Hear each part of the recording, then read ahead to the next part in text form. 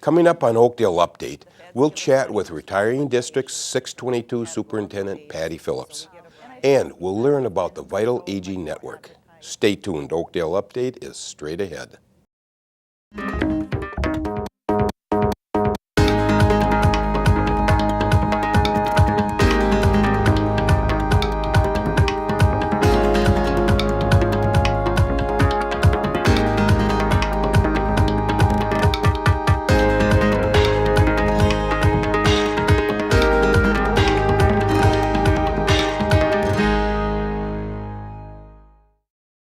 Hello, and welcome to Oakdale Update. I'm your host, Frank Orsello. This is the City of Oakdale's news and information program about your community. After 10 years as a superintendent of District 622, Patty Phillips is retiring at the end of the school year. I'm joined now in the studio by Superintendent Phillips. Patty, thanks for joining us on Oakdale Update. Thanks for having me, Frank. You're welcome. Tell us a little bit about yourself. Give me your educational background and all that. Well, I went to the University of Minnesota Duluth, and I was a kindergarten teacher and then a curriculum director and a principal and then superintendent in northern Minnesota. I lived in Virginia for 30 years and was superintendent there for 3 years prior to coming here in 2005. So I arrived here and have been an Oakdale resident for 10 years and the superintendent for 10 years, 2005 to 2015. Okay, you've been in superintendent for 10 years now. Just give me an overall about your last 10 years. Well, first of all, it lasted like, Yeah. I cannot believe Yes. how it flew. I can remember just yesterday arriving here, being the new person. It feels like home. I've loved living in Oakdale. I've loved the school district. It's a great place with great diversity, changing demographics. It's not the same school district it was 10 years ago. Our demographics have changed. The students coming in speak a variety of languages, and the staff, members have been pretty consistent, but we've got different faces every year, so it's been a lot of variety. The job has been a happy job. Teaching and learning and working with students keeps you young. Oh, so absolutely. It's been great. As superintendent, you're responsible, obviously, for a lot of things, but I'm going to go over some of the things you were responsible for. Okay. I say were because it's like you were gone, but no, like that you are responsible. Yeah. How's that? Anyway, the budget, $125 million in the budget. You want to talk a little bit about that? Well, that's just our general fund, and that's our operation dollars. We also have a capital budget. We have other budgets. But, yeah, we've had actually the same revenue has been coming in. Basically, the formula that students are paid went up a little bit over those years, but our voter-approved referendum has stayed the same. So this money, is this from the legislature? Is that We get federal money, state money, we get money from grants, and then we get voter-approved operating levies. Okay. We have a voter-approved operating levy that brings in $913 per pupil a year. And that's been the same amount in the whole 10 years that I've been there. We renewed it once a few years ago. And so that's been our voter approved. And then we get, the feds give us money for special education, for different categorical aids. So we get a variety of funding. The interesting thing, we had our audit in January, and our auditor let us know that out of the 7 county metro school districts, we take in $1,200 less per pupil. Wow. And if you multiply that times our 10,000, nearly 700 students, that brings in about $13 million less a year than we would get if we had better, had that $1,300 as what the average takes in. So that's been our struggle. That's been my the only downside is this constant struggle to get enough funding. But isn't that like any business? I mean, it's the money. Absolutely. Isn't that And you have to be creative. It's the background money, Yeah. absolutely. Now, you also have about 1,500 employees. Now, that's not counting school teachers. This is just counting employees for the district. No, that's including teachers. Including the teachers? Okay. We have 760 teachers. And then we have paraprofessionals, ed assistants, directors, managers, principals, clerical support, bus drivers, custodians. Well, that's counted in there too. So everybody totals about 1,500. Oh, I see. All right. You also are responsible for district policies, and there's something like 100 of them at least. How's that? I mean, that's got to be... Well, actually, the school board crafts and adopts the policies and keeps them up to date. And the legislature changes. Every legislative session will have probably 12 to 24 changes in policies. And the policies direct our work, so they're very important. The board takes that work very seriously. Two of the most important roles of the school board, they need to hire a superintendent, they need to manage that superintendent, and they need to make policy. And of course, they adopt a budget and make sure we're working within the parameters of the budget. But those policies are a lot of the work that the school board does. And so we're constantly working on policies. Policies like sexual harassment, financial policies, everything you can imagine that we do is guided by a policy. Mm-hmm. How do you get along with the school board? I love our school board. That's a loaded question. Well, you know what I love about them? They put students first. Every single decision, they look at how it's going to impact students, and they try to do the right thing, keep students safe, make sure the achievement gap is closed, and so that students are maximizing their academic potential. Everything's focused on students. We just made $8 million in budget reductions. Wow. Just did it at the last school board meeting. And I'll tell you what, every one of those reductions they made, they looked first at how will this impact students. And they try to do whatever they can to have it not impact students as best they can. Mm-hmm. Now these board people are they're serious about what they're doing, aren't they? They really are. They put in long hours, many meetings, a lot of reading, a lot of emails. They respond to constituents, and that has changed in 10 years. It used to be 10 years ago you got a call on the phone. Well, you get an email or a text now. Sure. So it's instantaneous that they hear from people and they respond, and they do a really good job. You know, I'm kind of a local historian, and I know originally in Oakdale, of course, the school board was Farmer Jones and Farmer Johnson down the road. Relatively uneducated people, but for their time they had a job, and now these people have a very serious job, right? And they're probably pretty educated people, is that correct? They are. And they care about education, and they care about keeping themselves educated. Mm-hmm. So they're lifelong learners, which is helpful. Are you also involved in labor negotiations? Well, I am. I don't actually sit at the table. The board and I don't sit at the table, but behind the scenes, we work to set the parameters on what can we afford, what are some contract language issue items that we want to bring to the table. And that's once every 2 years that contracts are negotiated. We'll be starting that now in the spring. What people are we talking about? You don't do bus drivers and... Oh, yes. We have Local 70, bus drivers and custodians. We have a clerical unit. We have a nutrition services unit. We have actually 7 bargaining units. We have the teachers union, the principals union, and we have it's called a non-unit group, about 90 supervisors and directors that are not part of any union. So, yeah, all 1,500 employees we negotiate in one fashion or another. Well, you say about the bus drivers. Where does the owner of the bus company come in? Or how does that work? We own our own buses. Oh, we do? And we do our own. You might once in a while see first student buses because we have a new bus facility. We have our own buses, but we transport a lot of students. We put on a lot of miles, and so we need a little extra help, so we do contract with first student for a few of the routes. So we own the buses then? We own the buses. I didn't know that. In fact, this year we delayed buying buses so we could save $500,000 to put on our budget problem. Sweet. Yeah. Okay. You also serve as community relations officer for the district, and that's kind of the PR person, I would reckon, isn't it? And I'm so shy, it's difficult for me to speak. I was so worried about you on camera here, I just thought it'd be terrible. That's the fun part of my job because I have lots of positive stories to tell. And stories, I think, make an organization. So I love tweeting, I love being on shows like this, I love going out and speaking to organizations. So that's the fun part of my job. You know, I just want to compliment you on one thing. I was at a school function for a special needs student, and you came, it was only, 15 people in that room. You came and you complimented the teacher and her staff. I thought that I was very impressed with that. Well, that's a part of my job I love too, because the reason I can tell stories is I go and visit the schools a lot, and that gives me the ammunition to be able to talk about what I see. I wish everyone that's listening to this program would come and visit schools, and you would see the magic that goes on. Absolutely. Our staff are second to none. So, weren't you impressed with that program? Wasn't that a lot to brag about?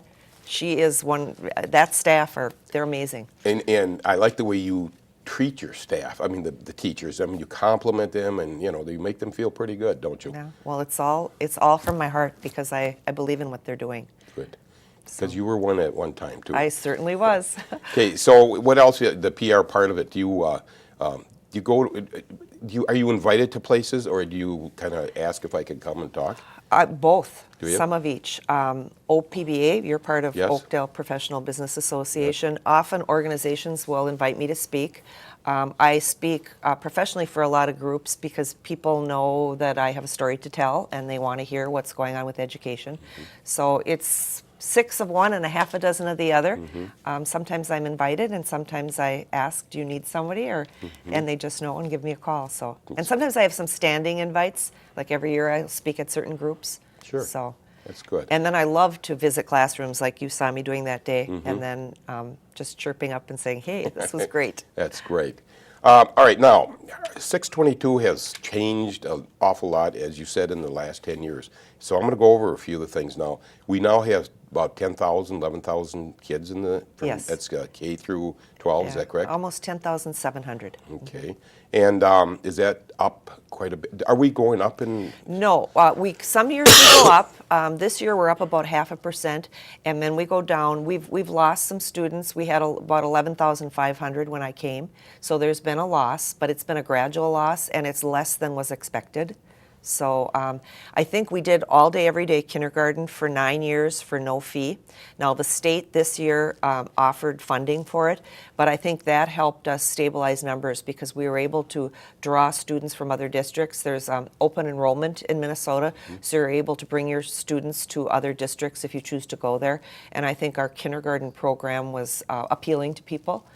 So I think we were able to maintain enrollment much better than had been anticipated. All right. Also, we are up to 50% minorities. We do. We have 50% of our kids are students of color, and that has doubled since I arrived 10 years ago. And 50% of our students qualify for free or reduced lunch, and that has doubled since I arrived. Really? Yeah, in 10 years. Oh. So what do you attribute this to? Well, I think different families are moving in, just changing demographics. I think we're seeing it statewide, there's increases, but our growth in the last 5 years has been greater than the rest of the states. So we've seen a greater influx. I don't know exactly what it is. Probably heard we have a great school district that enjoys the changing demographics, and we want to reach all students, and I think it makes our experience for all of our kids richer, because that's what the world they're going out is going to be like. So. Absolutely. That is a good attitude. I notice, and then we also have, I think you mentioned about 250 homeless students in our district too. We do, and that's something that the organizations in the community do a lot of outreach, and they have backpack programs where on the weekends they'll pack food for these students and their families. They do a lot of collecting of clothes and helping them. I know St. Mark's Church is right across the street from the district center, and I know they have a backpack program and really have a lot of outreach, as a lot of our churches and organizations do. Our Rotary Club does a lot. Our Rotary Club buys dictionaries for every third grade student in the district, and they do a lot of whatever they can to help out financially. So with all these different students, and I think we mentioned there was 50 different languages spoken. Yes. How do you work that for teachers?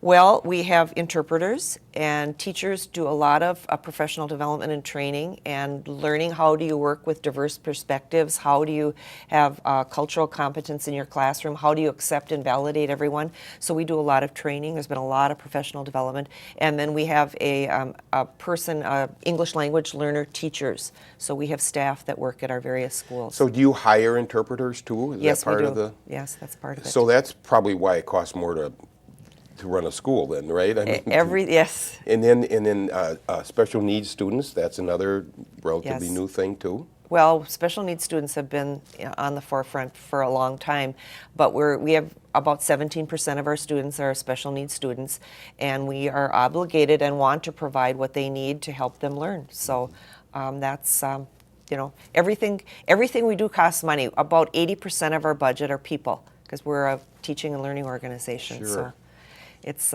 we need the right staffing to meet kids' needs. Do you get nervous about the money situation? I mean, we talked about that before, but with all these new things that you have to be aware of and pay for, you know, Yeah. these special these teachers and the linguists and all that, don't you get a little nervous about finding money for this? Well, we're short every year, and the auditor gave the explanation of why we're short is that we take in $1,200 less per pupil than the 7-county metro average. So when you take in less, you have to be really creative, and we watch how every nickel is spent. We're very fiscally accountable and responsible. And one thing we have to do is sometimes our class size will go up, because in order to work with the dollars we have, we may have to put more students working with adults. And sometimes that's difficult because kids have needs. So it's a balancing act. We try to think of it as the same time as we're cutting dollars, we try to reallocate them and make sure we're spending them in a way that has a big bang for our buck. Sure. Let's talk about your teachers. Are you pretty happy with most of your teachers, or I am. how do you work I that? am. We have great staff. They care a lot. We have great staying power. It's not like they constantly leave to go to other places. They really stay in our district, enjoy the diversity, and again, part of my joy on the day you saw me is watching our teachers in action with our students. They love what they do. Nobody goes into the profession of teaching to get rich. They do it because they care about kids and they want There to was make an a interesting difference. article in yesterday's paper, as a matter of fact, Sunday's paper, about teachers. Did you happen to see that in the Dispatch? I didn't miss Well, they that. talked about a lot of, it's hard to get students to go into it now because of the money situation. And so where do you see that going? Well, I wish it would be like the old days when I went to school. When we went to school, do you remember? Yes. You didn't have operating levies. The Yes. state picked up the bill for whatever it was. And I just think we need to fund education. Everything, the road you drive on, the bridge you cross, the car you ride, everything depends on a teacher. We all had a teacher that made a difference in our lives, and it's the key to everything. It's the great leveler. So I think we need to fund education appropriately, and that starts with the legislature. Okay. So Now, I do spend some time talking to the legislature and whining You do? about our Oh. financial plight. I do Good that for you. too. Well, would you talk to our local people or just kind of the legislature in general? Anybody, I will. Anybody that'll listen? Anybody that'll listen. Okay. Okay, now you're retiring here in after 10 years. Was it a tough decision? Well, it was, but there comes a time in each woman and each man's life when they need to take that next step. And I'm telling you, I hope I can. I hope I don't flunk retirement. I hope it's a pleasant phase of life. I hope I have enough to keep me busy. I think I will. I've got a couple grandchildren. Unfortunately, they live in California. Wow, that doesn't so work. that I won't be seeing them on a daily basis, but I'm looking forward to just the change in pace. Okay, and I'm just going to throw personal observation in here. I mean, I've known you for the 10 years, and you are such a high-energy person. I am having trouble for you, wondering how you're going to do And this. I'm having trouble for me as well. So we're united on that. I just one day at a time, and I've got to focus, and maybe I can do some volunteer work. I need to be busy though. Absolutely. Now, your husband Mark, he's a EDC person. I can't remember. He's what a commissioner now of the IRRB. Okay, and he is still going to work for a few more years, right? He's going to work for his appointments for 4 years. Okay. So And he's going I'll to be join you later. well, yes. Okay, so what do you think of 622's future? What do you think of it? I think they've got a strong future. I think it's a gem. I'm really happy I came here. It's been a wonderful 10 years. The people are the salt of the earth. You know what it's like. You live here. Yeah, I absolutely. love my community of Oakdale. I love North St. Paul. I love Maplewood. I love our staff, the students. It's been nothing but a positive ride. So I think we've got good things in store. The people, it's people and relationships that makes the difference. And so we've got it all right. Do you get where we need to. complaints every once in a while? People specifically call you because I want to talk to the superintendent of schools. Yes, I Do do you? sometimes. Do you? Yeah. Did they get nasty at all, or how's that going? No, I think people need to be heard, and I think when you're a good listener and you make sure that they feel heard, and then you try to fix whatever it is, it's well received. So it's been a good ride. I have no complaints. Good for you. Well, we're out of time right now, but I just want to thank you for joining us, and it looks like this is going to be the last time. Unless I know it. It's been fun. You're so easy to talk to. Well, that's my job, I guess, huh? So thank you for having me. Well, I am, and I want to wish you the best of luck And when you get bored, call me up and we'll just talk. How's All that? right. Sounds wonderful. 'Cause I worry about you. I really do. I'll be okay. Okay, fine. Thanks. Thank you again, Patty, for everything you've done for our community. And I know you really, everybody, I have never heard one bad thing about you for what it's worth. Thank you. Okay? Thank you. Okay. It's time for a short break. Don't go anywhere. We'll be right back with more of Oakdale Update in just a minute. Some of today's veterans have a new battle to fight. It's unemployment. The unemployment rate of today's veterans coming home from war is 12%. That's twice the Heartland average. Tribute to the troops and the armed forces are asking for your help. Hire today's veteran. Visit positivelyminnesota.com/veterans. Welcome back to Oakdale Update. The Vital Aging Network's mission is to provide self-determination, civic engagement, and personal growth for people as they age through education, leadership, development, and opportunities for connection. I'm joined now by Linda Nelson, who is a team member from the Vital Aging Network. Linda, thanks for joining us on Oakdale Update. You're welcome. Okay, I know you're a longtime Oakdale resident, but give me a little history of yourself. We have lived in Oakdale for 42 years, probably closer to 43 come June. Been involved in a lot of sports with 2 kids. Son was in hockey, baseball, daughter in basketball, softball, and just been, basically the husband's been on different planning commissions, been involved in Oakdale for a long time. Yep, okay. Now, tell me, give me a definition of the Vital Aging Network. Pretty much is what you had said, before, was what the mission of it is to involve people 50 plus, just to let them know that there's alternative ways to help take care of themselves, to have social activities.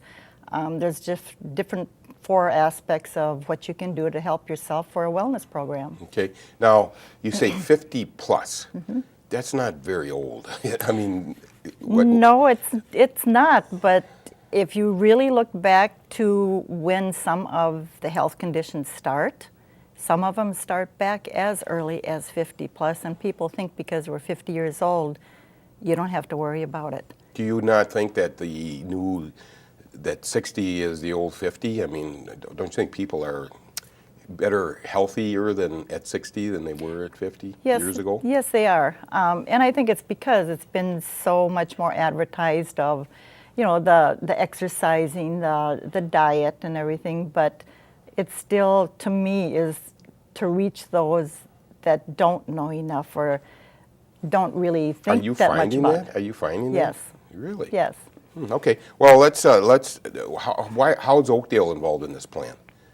Is this a nationwide plan or is it just local? It's a nationwide, and now there's 4 different areas.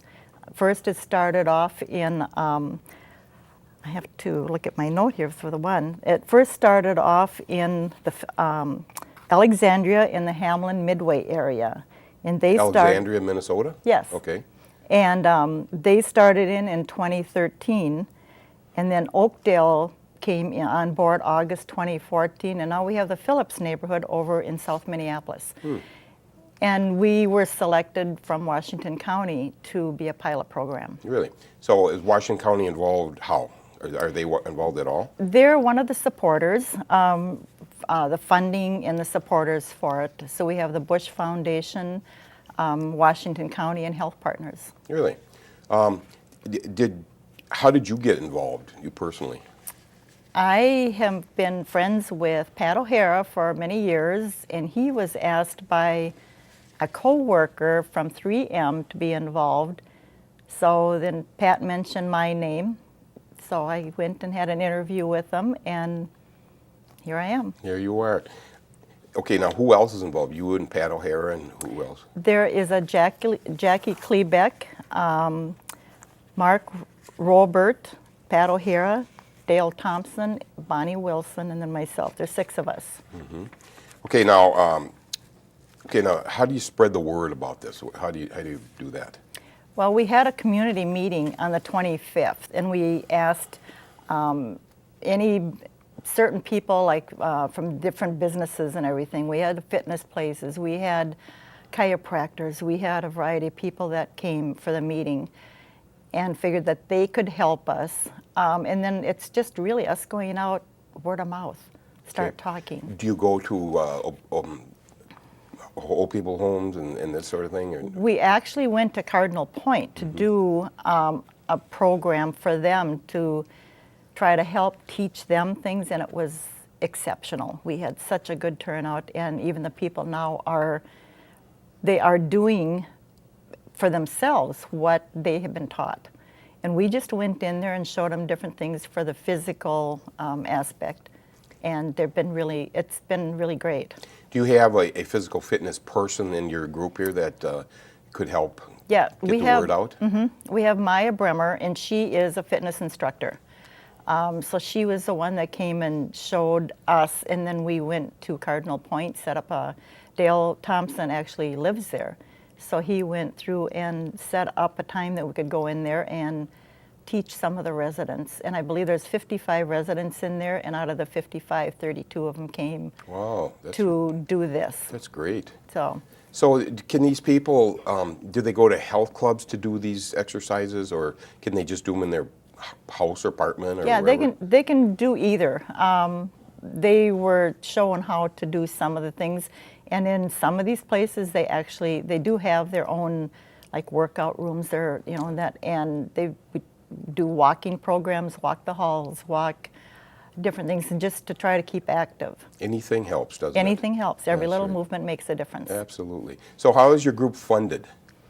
We're funded through the Bush Foundation, Health Partners in Washington County, and it's all volunteer. I mean, we're all volunteer, and this is a program that was started in August of 2014, and it's a 3-year program type of what we're doing. So. 3-year program. What do you mean, 3 years? Well, the first year we get 6 people on board as far as volunteer. The second year, and that's what we're trying now, you try to bring in 6 more people, so that'll be 12 working in this. In the third year, we hope we have 6 more, so that'll be 18 of them. So that, and then these people go out and expand and go to more people and try and make it bigger, huh? Yeah, make it bigger, make it more accessible, make it more, I guess, being able to spread the word for the people and everything. Sure. Have you been approached by other communities about this project at all? I know one of our directors, Mark Sky, he has been approached about it. So they're trying not to do too many at one time because they want to start getting one, get one set and start getting them going, and then they'll move on to another one. And that's what happened with Oakdale. Then they went to the Phillips neighborhood and started another one. Good. Okay, if anybody wants to get involved in this or get a hold of you or whoever's in charge, you want to give them a telephone number? Sure. I can give you Mark Sky, and I end up where I can, it's with the Vital Aging Network, and they're over on McKnight Road. But you can contact Mark Sky or Julie Rolls, and it's just with the van. And if you want to go online, you can look up all kinds of information on there for the Vital Aging Network. Okay, do you have a phone number right now? I don't have a phone number on me here. Okay, that's fine. We'll get it and we'll have it on the screen for Okay. future references. Linda, thanks for joining us today. We're out of time right now. Thank you. Thank you. That's all we have time for. For everyone at the City of Oakdale, thanks for watching.